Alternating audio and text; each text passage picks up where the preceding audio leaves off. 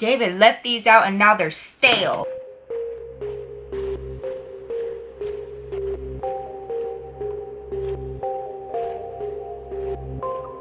Hey my loves, what's up? Welcome back to my channel and welcome to Storytime. I know it's definitely a different day, but y'all gotta understand I do have another boss in my life. He real cute and everything with blue eyes, but let me tell y'all, he's very demanding, okay? You know, it's hard for me to stay on my schedule when my son is up until 4 o'clock in the morning because he's teething and yelling for mama. Excuse me, but we are here today with story time, so please don't be mad and be thumbs downing this video just because you petty and mad, okay? Because you're still gonna get your story. Now this isn't just any story, this is part 2 to my working at a gentleman's club story time, okay? And I'm gonna go more into depth about what happened to Ashley's funky ass. We're gonna get into that today. I am going to warn you, I am on one today, okay? I don't know what's going on. Recently I've been very calm, okay? I've been very like zen, just like not even getting mad. But today I am on one, and when I'm on one, that means my story times are gonna be like 10 times more entertaining. So grab your wine, grab your snacks. I wish I could have mine, but David decided that having the bag like this was the right thing to do. Like rancid corn chips. I hope you guys are excited because I am, because I get to talk shit.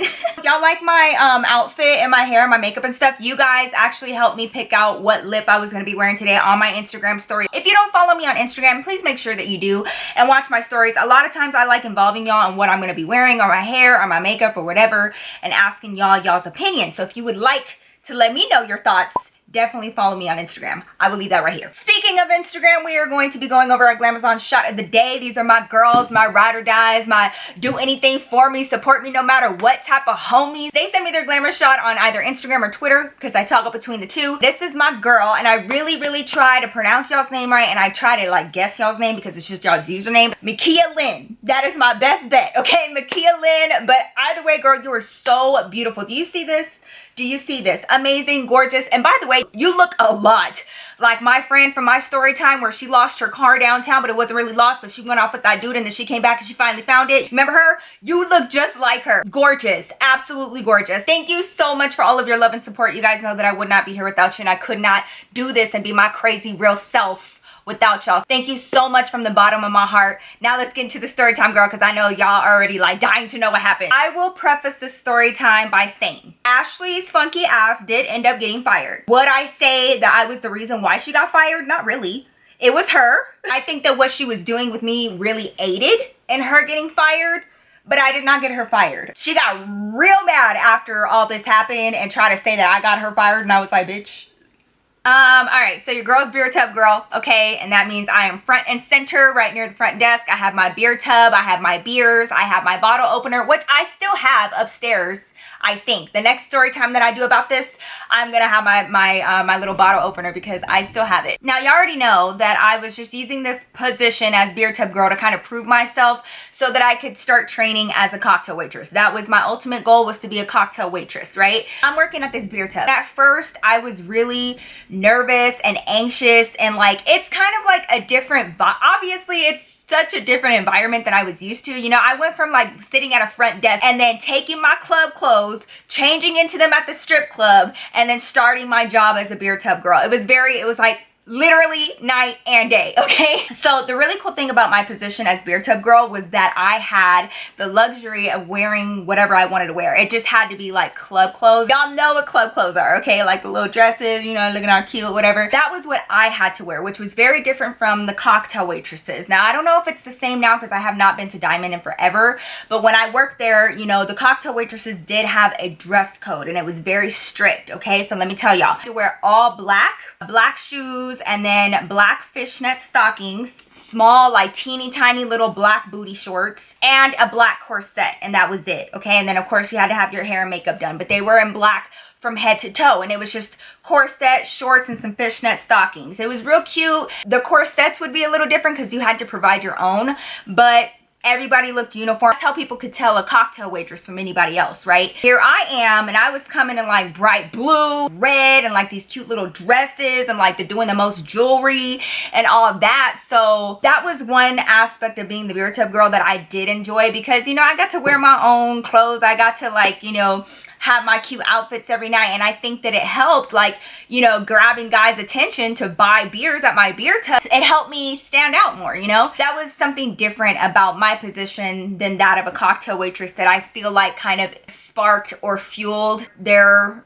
resentment towards me, because they felt like I just had everything so easy. So I'm working at the beer tub, right? And by the end of, you know, my 4 or 5 day week, I was feeling very, very confident. I fell into this role really easily. It's super easy to like get guys' attention when they're coming into a strip club to like buy a cold beer right off the bat. I also started learning what type of change to give them to ensure that I was gonna get a bigger tip, because you know, when they go to a strip club, what do they want?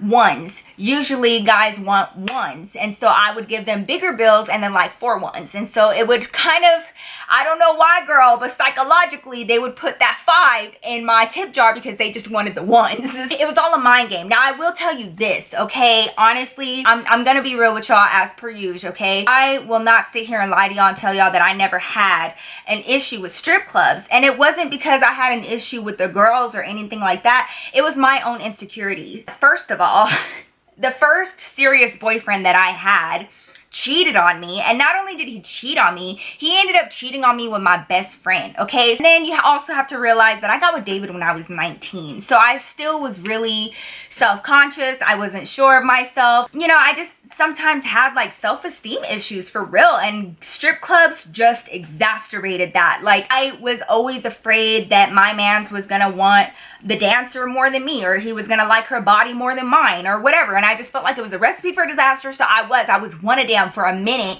where I didn't want my mans going to a strip club. Like, strip clubs was just not, no. Let me tell you something. Of course, working here definitely 100% changed my mind about that, and I will tell you why right now. If you are one of those girls, because you know, I get it, I understand it, all right, I've been there, it worries about when your man goes to like a bachelor party and they're gonna have strippers, or they're gonna have, you know, they're gonna go to a strip club or whatever. I'm just gonna tell you guys some of the happenings behind the scenes that kind of showed me that it ain't really about that, okay? When your man, any man, walks into a strip club, every woman in there, let me tell you something, all hustlers, all in one place, and they trying to hustle your man out of his money, nothing else. Like, honestly, straight up. Of course, I had to get dressed after my day job, so I would have to go back there into the dressing room and stuff with all the girls, the dancers, the cocktail waitresses. Everybody got dressed in the same spot, so we'd all be in there all at once, and I would hear the dancers and I would hear the cocktail waitresses. They never ever were in there talking about, ooh, that guy was so cute, like I want to go get his number, ever. It was like, I got this dude, he looks like he has a lot of money, he pulled out his wallet, I saw it, and like, that's about to be mine by the end of the night. I think that's kind of like the mentality I started picking up, you know, after a week of being there, is like, I saw that these girls weren't here to play, okay? Especially the dancers. A lot of the dancers were moms, or were taking care of their mom and had some real ass shit going on in their life, and like, this is how they were making their money. They didn't have time for any of that. And like, I want to say, I met a lot of dancers, a lot of amazing girls, by the way. I want to say maybe one or two out of all of them met their man at work. Like, they didn't like, you know, it wasn't their preference to meet guys at work anyway. So like, I'm just saying, don't worry, because, you know, they're about their money, they're about their job, they're professionals, and like, honestly, it ain't even about that, girl. Everybody was there for a reason. Everyone had a real ass reason for being there, you know? So it was very much about business. It was very much about money. And like, why else are you there? You know what I'm saying? So being around that, I started picking up that mentality too. And I started like really hustling at that beer tub. And I started taking pride in how many dudes I could get to stop at my beer tub. And literally, y'all, the minute they would walk in the door, I would be there like, hey, y'all want a beer? Like, I got cold beers here. You don't even have to stand in line at the bar, because it is kind of long right now. You could get your beer right now. And like, I needed that money, not for any other reason but to get that money. Honestly, I'm not trying to get to know you. I am not trying to like like have a long conversation with you. I'm trying to get you to buy this beer and for you to tip me. Like, of course, this place is a completely different place on Friday and Saturday nights than it is any other night of the week. And that's when I would make the most money. Like I said, this place was like more on the high end, like classier, but Fridays and Saturday nights, you know, they got the DJ there, they got the lights down low, but they also have like, you know, some of the club lights in there. They start playing some bumping music and they have it real loud, and it gets crazy, okay? You got VIP going off. It gets to the point where you can barely walk around in there. It gets so packed. I start making a shit ton of tips, okay? I start making like $250 per night in just tips, okay? All mine. At the end of every night, you have to like, I forgot what they called it, like not checkout. You pay Diamond what was owed for like just the beers, and the extra money is all yours in tips, all of it. But you do have to log it because it is taxable, girl. It ain't tax free. So you have to, you know, make sure that you go and you balance out. That's what it is. As you can imagine, it's not just one of you balancing out, you know, at a time. Girls are all going into the office at once, and you got to balance out, and then the manager will come around and verify your numbers, and then you get to peace out. Because of that, there were other girls in the room that would be there when I would balance out. My manager would be like, okay, this is how much is yours in tips. Wow, you did a good job, or whatever. Like, you really, you know, he would always comment and be like, wow, you know, you really outdid yourself tonight, or whatever. 2, 3 waitresses knowing turned into all of them. And like, you know, of course they were talking to each other, and they were like, this bitch is making this much. And like, that was on a slow night, because, and they felt like it was just because I had first dibs on the dudes that were coming to the strip club. And I, you know, I guess that's true, but I'm only giving them 1 beer, and I know that they're not just drinking 1 beer while they're there. At first, I really cared. I really did. But then it got to the point where I was like, bitch, I don't care. Like, I'm doing my job, okay? Like, I'm trying to get to where you're at. I'm not about to let you and your jealousy stop me from making my money, because I'm here too. Like, I got my son, I got my apartment, I got shit that I need to do. And like, I'm not about to sit up here, because y'all, I was feeling so bad for a minute. And I was like, you know what? Maybe I should like stop doing this. Maybe I should tell him, you know, like, just call me when he has a waitress position open, because I don't want them to not like me, and I don't want no problems or whatever. But then I was just like, wait a minute. We're all here to hustle, homie. Like, you got just as much opportunity to make money as I do, okay? Don't sit up here and blame it on me. So I did. You know, I was over it. I was like, I'm not about to feel bad. And I went from doing good to even better, because I was like, y'all not going to stop me from doing my job. I'm not about to let up, because this is my job. I did not stop you from being the beer tub girl. There was nobody being the beer tub. Nobody wanted to be the beer tub girl before I got here. I'm just doing what y'all never wanted to do. Don't get mad at me just because it's working. I started noticing that I was getting a lot of side eyes, and a lot of rolling of the eyes, and a lot of just ignoring, you know, like they would be in my vicinity and like up at the front desk, like before everybody started coming in, and they would not talk to me. They would not, like, they would just turn their back to me and be talking to my girl at the front desk and not even acknowledge me. They were real good at that, like just pretending like I wasn't there. Let's get to Ashley's funky ass, okay? She's the girl that I mentioned in my previous story time. Of course, I already know she was a cocktail waitress, and if I remember correctly, she had been there for years, like 3-4 years. She had been working there as a cocktail waitress. Like, everybody knew her, and you know, everybody was like family or whatever. My schedule in the beginning was like Thursday and Friday evening, and then when my manager saw that I could handle Friday nights, then he started putting me on Saturdays too. So sometimes I would have Thursday through Saturday, and then also sometimes I would have like a Tuesday and then Thursday through Saturday. So like, it would kind of differ week to week. During the weekends, as you can imagine, because of how busy we get, most of the cocktail waitresses were on the same schedule at night. We had like 8 to 10 of them on the floor at any point on Friday and Saturday nights, because you just need that many hands, especially with VIP. So that's when I would see more of Ashley. Like, I would not see her during the week at all. It was Fridays and Saturdays, right? I would say by like the second week of me working there, so like 5 or 6 days total of me working there, some of the girls were kind of coming around and like giving me a chance. And I think my girl at the front desk was really doing me a favor and like trying to talk to them and be like, girl, she cool. Like, she's not even trying to like start nothing. Like, you know, she's just doing her job. Where my station was at was right by where the cigar room was. And so a lot of times before it would get too busy, the cocktail waitresses would wait up at the front. That way when the guys would walk in, they could go walk the guys to their section. So like that's how they would start out every evening, is by like standing right there by the cigar case. As time went on, you know, more and more girls started kind of like, you know, asking me questions here and there and like trying to get to know me. And then it kind of turned into like, oh, hey girl, like we weren't like besties or nothing, but at least, you know, they were acknowledging the fact that I even existed and we were cordial, right? One of the girls that could not and would not even give me a chance, okay? Like she just was insistent. Like literally, y'all, I had been working there a month, and this girl would not talk to me. And like it wasn't that she just wasn't talking to me, because like I don't care, but it was like she was so apparent. Have y'all ever met one of those girls that just, you get under their skin so much that they have to like let you know every time they see you that they don't want to fucking see you? Like they have to let you know. She was one of them. She would like make it a point to look over at me and be like, ugh. I remember one time, I swear I remember this like it was yesterday because it pissed me off so bad. One night I like tried to smile at her. She was like coming around the corner to stand up at the front, and like I was like, oh hey girl, you know, I was trying to smile at her, and she went like this. Have y'all ever had a bitch do that to you? Like, have you ever had a bitch? I have had bitches do that to me, and like I just feel like, how disrespectful are you? I just want to snatch bitches that do that. Like, why you gotta do me like that? I'm just trying to smile at you, you angry bitch. She kept making faces.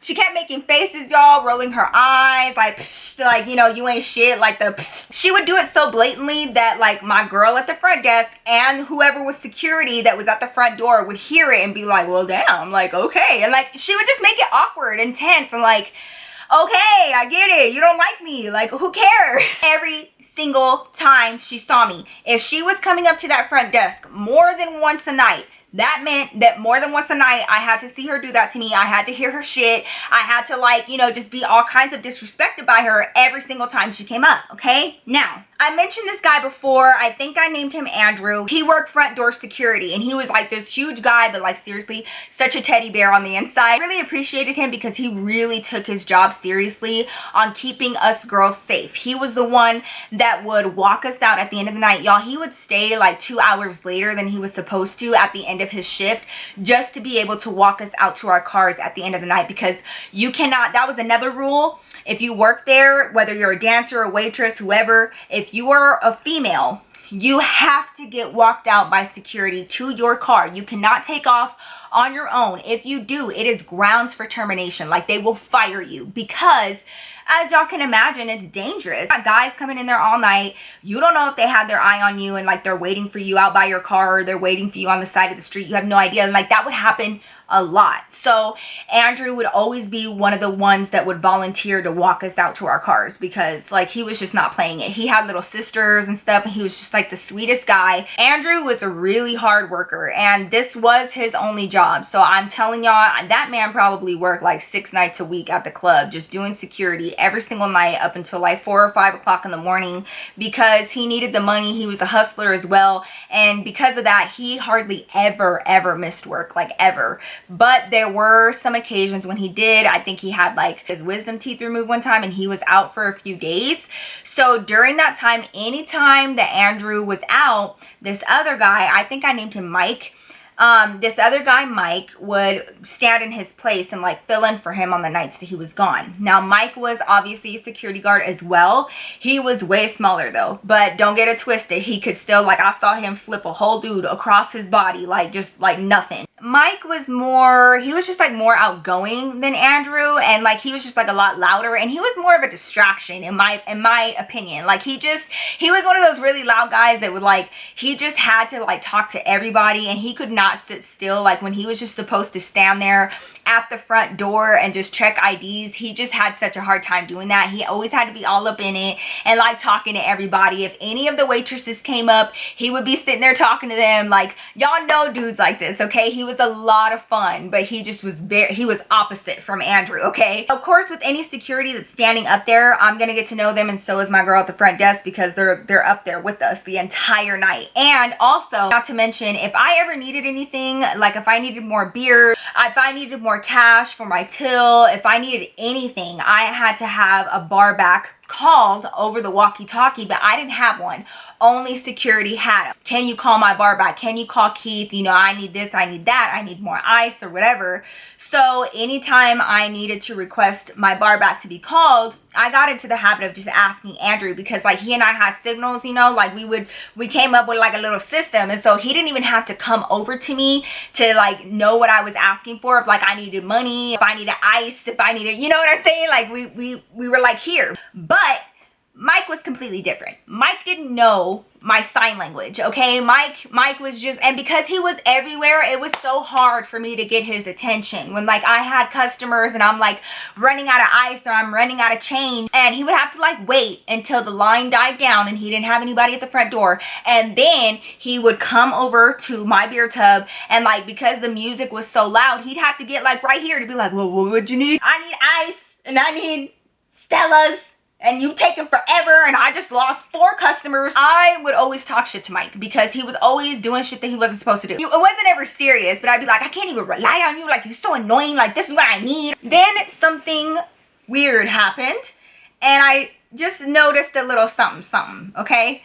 One night came around, and it was like the beginning of the night. Everybody was just getting there and like getting to their stations and like getting all set up or whatever. Ashley was there, okay? And she was, you know, on the schedule that night. And so like I said, at the beginning of the night, a lot of the waitresses would like to come up and wait at the front so that they could walk the guests to their section. On this evening, Andrew was gone, so Mike was in his place. And it was me, and then my girl at the desk, and then Mike. And Mike was like literally in between me and the girl at the desk, because he wasn't even standing at the front door yet because like nobody was coming in. So he was like standing in the middle of us, and just like, I don't even remember what we were talking about. But, you know, he was like laughing and acting goofy and just like saying stupid stuff. And we're just sitting there, me and her would both like just be ragging on, we'd just be making fun of him all the time. And like we were just loud and having fun. Y'all already know how I am about betting, okay? I'm always like, bet. You want to bet money? Like, you know, whatever, right? I don't remember what it was about. I was like, bet. And I told him bet. And he was like, oh, you want to bet? So he came over to my beer tub on the other side, you know, leans on my beer tub, and he's like, what you want to bet? Like, how much you want to bet? And I was like, well, considering the fact that I got money and you don't, like, that's a better question for you. Cause like, I don't know what you're comfortable with. Like, you know, I'm like picking on him. What can you bet? And so like, you know, we're going back and forth, you know, so this is happening. And then I feel the piercing of some bitch's eyes on the side of my head. You know that feeling? Do you guys know? Okay. It was like my bitchy spider senses were kicking in, and I could literally feel it right here. Okay. I look over, and this girl is just standing, you know, because it's like a corner that you have to round in order to get to the main area. And she's like standing in the middle of like that entryway, just staring. I didn't know what else to say, number one. And number two, I already didn't like her because she had been treating me like shit since I got here. So I did not think about it. It just came out of my mouth, okay? But I saw her, she kind of startled me because who stands there like that? And the first thing that came out of my mouth was, bitch, what? Bitch, what? Like, why are you staring at me like that? Like, y'all, she stared at me like I, like, slapped her mom. Like, I'm not even kidding. She stared at me like she had a problem and, like, she was gonna act on that problem. And I was like, bitch, what? If you think that I'm gonna still be putting up with you every night doing that to me, like, you got me messed up, okay? Her response was, oh, that's nice. Mike, you like this shit right here? You really like this? What is going on? What is happening? What do you mean? Mike was like kind of laughing. He was like giggling. The minute I said, bitch, what? He like started laughing. And I didn't even know what was going on. Like, I just was annoyed by her, okay? He was like, what are you talking about? Can I talk to you for a second? And he was like, yeah, we're talking right now. And it was so awkward. I was like, oh my God, all this is happening at my beer tub. Go, like, just please, like, all this drama, what you mean? He would not leave. Like, he kept like leaning on my beer tub looking at her, and he was like, we're talking right now. Like, what do you need? She started clapping. I need to talk to you right now alone, okay? Like, oh, Mike, you better get your girl. You better get her. You can go talk to me by the front door. He was like, but other than that, I can't go nowhere. She looked at me, she goes, that's fine. Just go. Will you just go? Leave. bitch, bye. They go to the front door, right? And like, it's literally like not even 10, 15 feet away from me. So it's not like they really went far.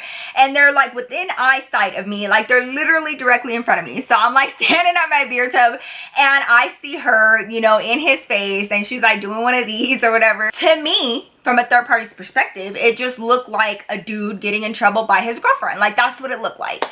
And you could just see Mike, like Mike wasn't phased though. He was just like, whatever. Like I kept seeing his shoulders like be doing like one of these, like, I don't care, like whatever. This is her and he's right here. And like, you know, she's doing all of this, right? And then I see this bitch. She goes from doing this and she goes.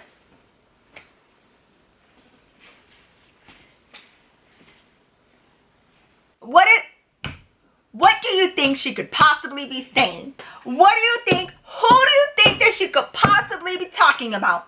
Over here in this direction. Look, okay? At this time, especially, still not like grown enough in my mind to try to like diffuse the situation. I can't even say now that I would like handle this 100% the right way, because I can't stand that. Like if you have something to say to me and you got a problem with me, just tell me, talk to me. You know what I'm saying? Like, don't, I hate that so much. Nothing is going to be solved like that. I don't care. I don't care. There's no reason to be like that. There's no reason to sit there and be pointing at me, and you obviously have a problem with me, but you don't want to talk to me, because you know what that makes you? A coward. And I can't stand fucking cowards. It's literally like my worst pet peeve. I will like not be friends with you if you like that. I can't stand that, because you see, a real woman about hers has no problem going up and confronting the situation and saying, hey, I don't like you for A, B, and C. I just wanted to let you know. I would respect you more for that. But you see, when you start acting like that and you start pointing at me, bitch, and you start like doing gestures towards me, bitch. Oh, now see, that's what's gonna get you him up. Look. Old Nikki from high school came right out like this fast. Okay, I was like fresh out of high school, like 2-3 years by this point, and I still had a lot of that in me. I leaned over my beer tub and I looked at her and I said, are you pointing at me? Do you have a problem? Do you have something to say to me? This bitch gonna ignore me. She won't even look at me. She looked at me just a few seconds ago to point at me, but now she won't look at me when I'm actually talking to her. So when I say that, Mike looks over at me and he's like, stop. And he starts going, stop. And I was like, no. I was like, no, I'm just wondering, like, I just had a question, okay? Because I can obviously tell that she has a problem with me, Mike. So if there's anything that I can do to rectify this situation, please let me know. I'm just asking if she has an issue. Ashley, do you have an issue that you would like to discuss? Nothing. She would not look at me. Y'all, she would not look at me. Fantastic. I'm glad you and I have an understanding and that we're all good. But in the event that you do have an issue with me, please understand that I am free, girl, to have a conversation with you anytime, any place, okay? Y'all, I did. I lost it for a second there. I was like, I know. You did not. I know you're not going to continue to do this. You're not about to do this to me. You are not about to treat me like that. Like, I'm over it. Every time you do that, I'm going to call your ass out. And you're going to continue not to talk to me. And then, like, it's just going to be ridiculous. But you know what? Every single time. So she continued not to look at me. Mike kind of diffused it. And Mike literally grabbed her and started walking her past me. And I'm literally like this the whole time. Anytime. Feel free to come over here and let me know, girl. Have a good night. Hope you make a little money. He's like passing by. He's got her by the shoulders. He's like walking by. He's like, fucking stop. Shut up. And I'm like, whatever, Mike. Okay, like she started it. I don't care what's going on between y'all. She's not about to pull me into it like that. Disappear out of my line of sight. And then, you know, about like 5 minutes later, here he comes before people start coming in the front door. Of course, Mike has to pass me to get to the front door. And when he passes me, he doesn't look at me and he doesn't say nothing to me. So I was like, oh, you got in trouble. You got whooped, boy. Okay, I understand. So we continue on with our night. The night turned out to be like really busy. A lot of people came in. I was making some good money and I was already like hype and like because of what had happened. So I was like really talkative and like really loud. I stole out really fast. I stole out of like a few Coronas of whatever. And so I had to get Mike's attention, and I was like, hey, and I didn't want him to come all the way to my beer tub because like you're acting weird. I'm not trying to be in the middle of this. I legit don't want any drama. Like obviously that right there that you got going on with her, drama, and I'm not going to do it. So I like literally I yelled out, I was like, let Keith know that he needs to come out here. I need some more of this and that. Like I was like, don't even bother coming over here.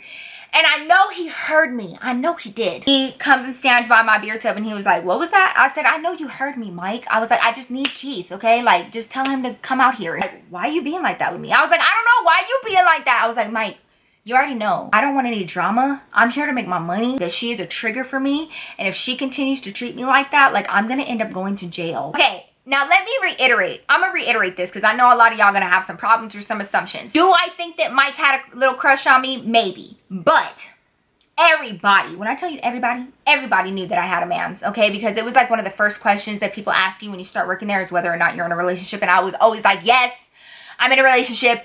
Yes, we live together. Yes, we have a son. Like, you know, everybody knew, including him. I don't know why he felt the need to like tell me what was going on with him and her, but I was just like, I don't care. I'm just telling you that I want no parts. You understand? Like, I'm not trying to get in trouble. I'm not trying to get arrested. And I'm sure as hell not trying to have her mess with my money. You know how a guy sounds when like he genuinely doesn't know what's going on? And so he started talking all fast and he was like, look, Nikki, I don't know. I'm just as confused as you, okay? Like there may have been like a little something going on. He was like, we used to flirt all the time. And then we exchanged numbers. We texted one night.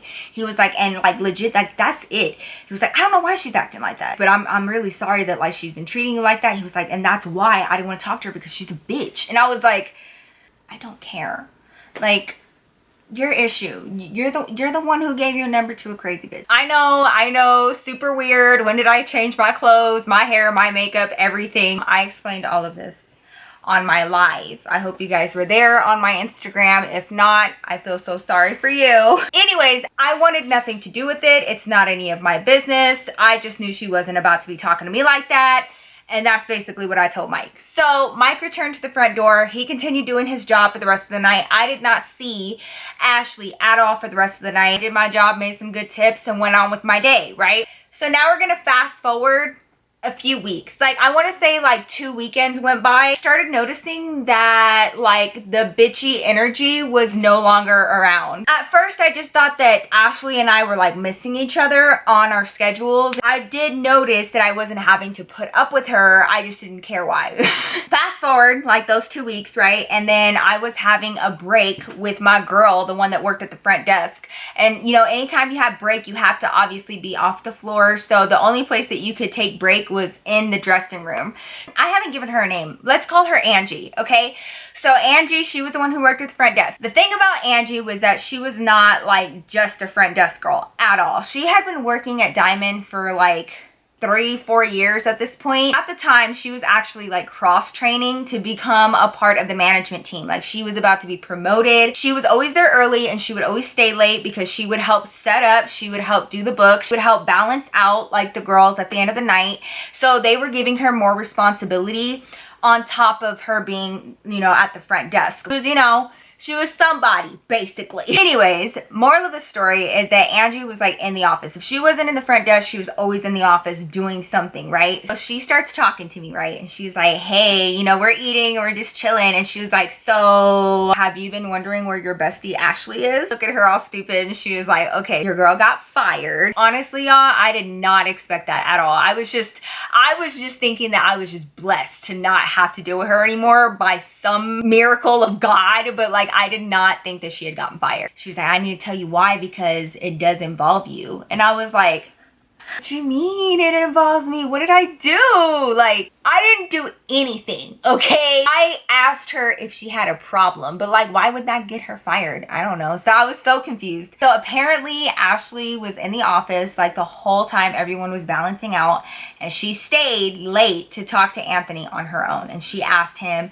if she could talk to him in private. Anthony told her, yeah, you know, that's fine, but Angie's like closing out right now, so she's not gonna go anywhere, but you and I can still talk. Like, I still have things to do to close. My girl Angie got to stay in the room. So that's how she was able to hear all this, right? She told him that she had concerns about my work and my integrity, and that she was convinced, and she knows for a fact, that I have been stealing from the club. He needs to go over my balance sheets again, because I'm stealing, and that she saw it with her own eyes while watching me, because she knew that I was up to something and that I had to be stealing. She took it upon herself to do a little spying, and that she saw me steal from the club, and she was sure of it, and like, you know, she wanted to let him know, and that he needs to verify, you know, my balance sheets and stuff like that. I would like to touch on this, because I will say Ashley's not crazy. She did see me doing a little something something, but it wasn't any different than what I was doing the first night that I was there. Okay, let's go back in y'all's memory to my first story time. Y'all remember old dude, the older guy that was coming in and everybody knew him, and he gave me a large tip. Do you remember this? Okay, what did I do with that tip? I made it into ones, okay, and to smaller bills to make my tip jar look a lot more full. It was just from my experience. I noticed that people would stop at my beer tub a hell of a lot faster if they saw my tip jar looking a little cute, because they trusted the fact that I was probably gonna give them good customer service, and like obviously I was making my tip some type of way. I don't know why it's like that. You can't have like an empty tip jar. It just looks terrible. I would get like 5s and 10s or whatever, which is great, but it doesn't look like much. You know what I'm saying? So for the first like quarter of the night, if I got bigger bills, I would count out ones, and I would put that in my tip jar and put the bigger bills in my till. Okay, so it was an even exchange. And then after that, like once I had like a cute little thing going on, then I would just let my tips pile up, like whatever. But I needed something, so that's what I would do every night. And that is why within the first hour of the night, she was seeing me do that. There was no way for me to steal from the club, because you have to have it verified by somebody else, by management. They know exactly how many beers you sold. They know exactly how much they need to be receiving. Also, we have to count out our tips to log it, because like I said, it is taxable. So this stupid hoe, I guess she saw me counting out money and putting it into my tip jar. Now, her being nosy and not knowing what the hell she's talking about, she saw me counting out money and putting it in my tip jar, and I guess she really thought that I was getting away with stealing from the club, okay, for like ever and ever by this point. Angie told me that Anthony lost his shit, and that he started asking her questions like, how do you know this? When did you have time to watch her? And he started like asking her incriminating questions. How did you have time to do this? Like, gather this information on Nikki. I'd just like to know. She was like trying to find like roundabout ways, like, oh, it's just in passing, or, you know, of course, you know, I would set some time out, and I'm thinking that somebody's trying to steal from the club and from you. Like, I would never want that, or blah, blah, blah. Like, she was totally trying to kiss his ass. Anthony got really pissed and was like, you know what? I know that you've been taking your time off the floor to do this, and now it all makes sense, because we've been getting complaints about customer service in your area alone. You are not selling enough drinks in your area. You're not even making good tips anymore, and I've noticed the decrease in the amount of patrons that you're serving, and this is why. Now it all makes sense, because you're too busy doing this with Nikki. Angie told me that he told her, don't insult my intelligence. How dare you? I specifically am the one who has been balancing her sheets out every night, and I know exactly how much she's pulling, and I can guarantee that she's making more than you. Well, since you feel like that's more important for you to have done that instead of your job, you no longer have a job. You're fired.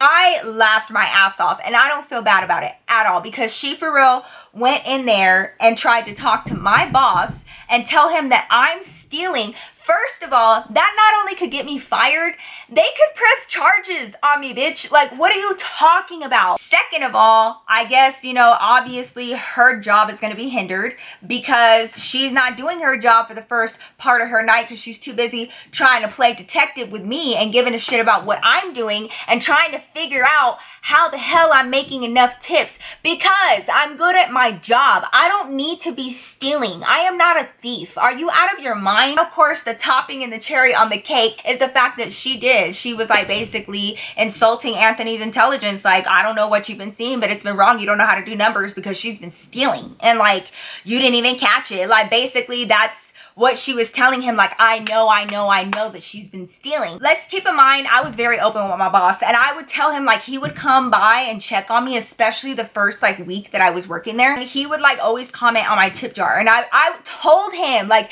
this is my little like trick. Like, the first few big bills that I get, I make them into ones and I put them in there. You know, it just looks better. Like, I was always really upfront with him about my methods, okay, and the way that I did things. If he ever had a problem with it, he could have told me, but he never did, because he understood it, because he's not stupid. He knew the whole time like what I was doing and why she could have seen that. He was just like really pissed that she was taking time out of her day, out of her shift, out of his business, and trying to figure out what I was doing and caring so much about what I was doing that her job was neglected. And apparently they were getting complaints from patrons, them not getting their drinks on time and them not getting quality service. Like, well, yeah, I mean, I hope I was worth it. By this point, she had like tried to start spreading it around that I was the reason why she got fired, that it was like all my fault and that I'm a snake, and like for none of them to trust me and all of that. Like, the girls that wanted to know and like asked me about it, I was straight up with them. I was like, no, she just thought that she caught me slipping, and she didn't. Like, all I was doing my job, and like, she couldn't handle it, and like, I guess it bothered her, and she took time out of her night. And a lot of the waitresses, the ones that would talk to me about her, they were like, you know what, I noticed that like her area was always a mess, like she was never helping us, and like she was always missing, and like we didn't even know that that's what she was doing. At the end of the day, it was cleared up, but for a minute, like, people were looking at me sideways like, bitch, you got her fired and she's been working here for years, like what the hell? That's how Ashley's ass was handled. Like, I didn't even have to do the dirty work. Like, I did exchange a few words with her. Of course, she didn't talk to me or anything, but I said what I had to say. But I didn't have to fight her. I didn't have to do anything. She did that to herself. Like, she completely handled the whole problem for me. So thank you very much. I very much appreciate it. I had so much fun working there without you. So that is the second part of my experience working at a gentleman's club. This is just having to do with one girl, but you know, I'm really excited to like, you know, be telling you guys about this series and some of the things that I saw, some of the things that I learned. If you guys have any questions, let me know down below. If you guys enjoyed this series and enjoyed this video in particular, please don't forget to give me a huge thumbs up to let me know, especially knowing all the issues I went through. If you were on my Instagram story or my Instagram live, let me know down below. You a real one. I love you guys so much. Thank you guys so much for coming to join me for story time. I hope you guys enjoyed yourself. Follow me on my social media if you are not already, because I don't want you missing out on anything else. But anyways, I love you guys so much, and I will see you guys very soon in my next video. Peace out.